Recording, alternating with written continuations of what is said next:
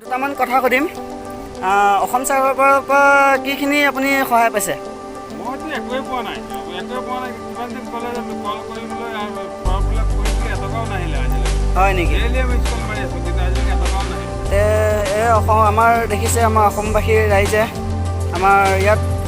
আমি ইয়াত ডিউটি কৰি আছোঁ এতিয়া আমাৰ বাৰু ডিউটি চলি আছে লাহে লাহে কিন্তু আপুনি গাড়ী ফ্ৰী দিব বুলি ক'লে গাড়ীও দেখিছোঁ লগৰ ল'ৰা গৈ আছে 2500 3000 এনেকৈ গাড়ী ভাড়া লৈছে অঁ তাৰপিছত সেয়াকে দিছে আৰু কি কৰিবা তাকে সেয়া অসম চৰকাৰে এতিয়া ফালৰ পৰা এটাই অনুৰোধ আমাৰ বাহিৰত যিসকল আছে সকলোকে যাতে ভালে কুশলে নি পেলাই আমাৰ ঘৰ পहुঁচাই দিয়ে আৰু